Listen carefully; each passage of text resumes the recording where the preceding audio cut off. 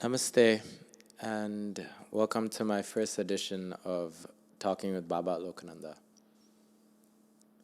Today, I want to talk a bit about my Kumbh Mela experience that I had for the past 3 weeks in Ujjain, and dwell a little bit about the different siddhis and powers that I'm on the practice to awaken.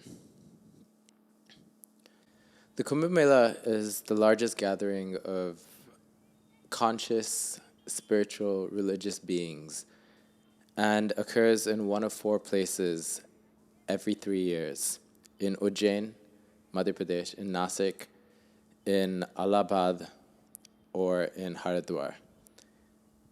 Between 2 locations, so between the previous Kumbh Mela in Ujjain and the current Kumbh Mela in Ujjain, the span is 12 years.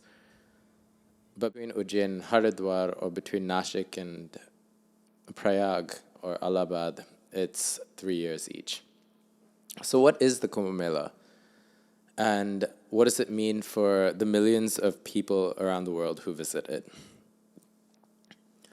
The Kumbh Mela attracts all types of people, from young to old to rich to poor, to spiritual to atheistic, to you name it. There are approximately tens of millions of people who come every single year, or every single time the Kumbh Mela occurs. And they come from all walks of life, from all places around the world, from different types of terrains, different types of climates. And their sole purpose is to gather and to expand the collective consciousness and to be receptive towards the energies that are present at these locations during very specific planetary motions. The Kumbh Mela in Ujjain was fantastic, in a few words.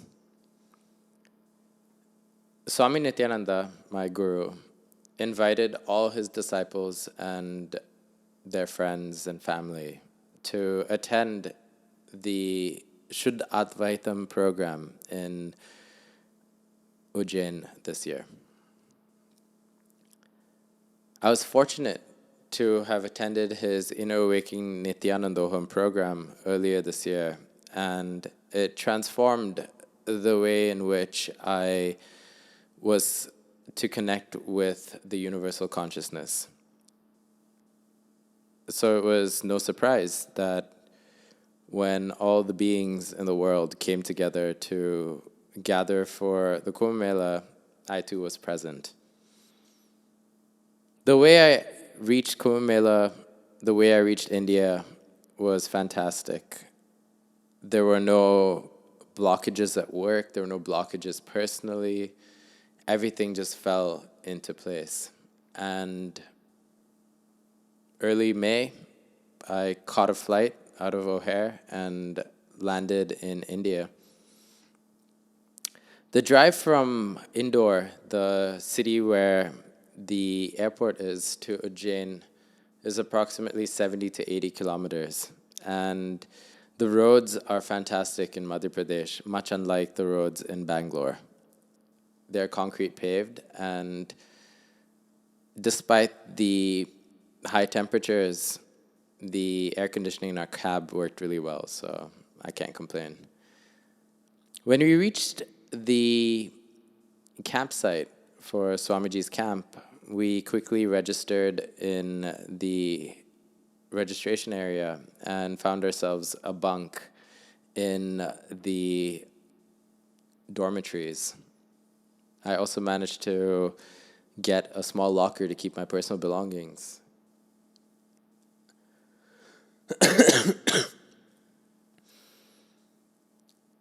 The Kumbh Mela was an experience just on its own, but being there with Swamiji changed the context of why I was there.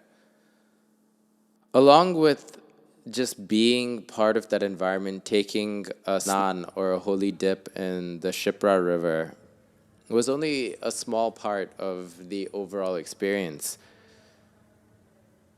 A larger part of this entire program was to be initiated into different powers and different siddhis that were talked about in the agamas, which were passed down for thousands of years.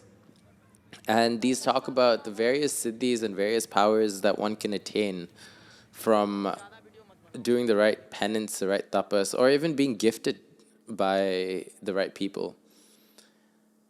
Fortunately for me, I have never had to do intense amounts of tapas, call it my past karmas, or maybe I'm doing something right, but I've always been showered, always been gifted with these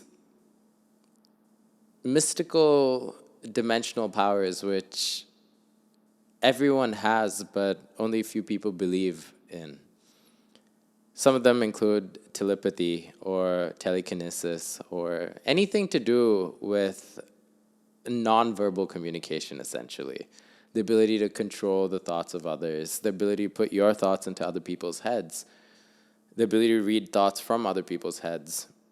And I've had practice with these for a few years now, but only in the past Nityanandoham and in this Kumbh Mela have I practiced more on these powers. The ability to guess the number or use your intuition to find the number that someone is thinking about in their head.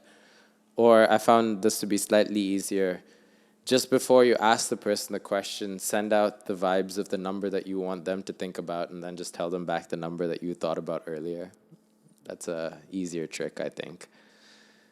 So you might ask, what's the purpose of all this? And in order to be a successful human being, I think to some extent you should be able to have control of the people, control of the elements around you. And these are essentially yogic practices that have been spoken about for thousands of years. And many advanced yogis have these powers and siddhis.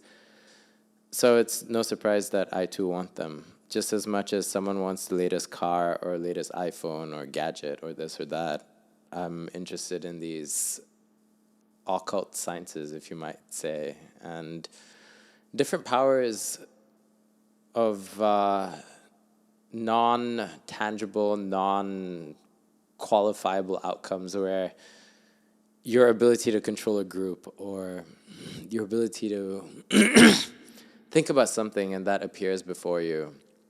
These were the practices that we were trying to get towards. And over the course of the 21 days, I want to say that I sharpened those skills and built everything I wanted to do effortlessly. The people I met were fantastic.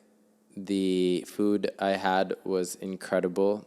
The spiritual growth and awakening towards these powers was tremendous. And all along, I got to spend 21 days in the breathing space of Paramahamsa Nityananda, a very solid enlightened being, as well as the other up-and-coming enlightened beings in his aura and his presence. And I feel very blessed and lucky and privileged to have been part of this experience. Namaste.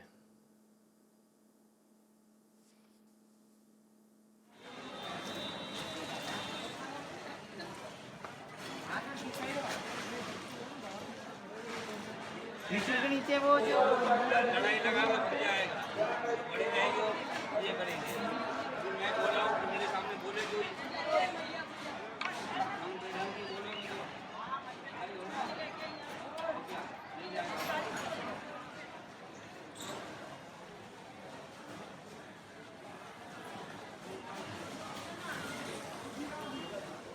बैठो मान दो बैठो मान दो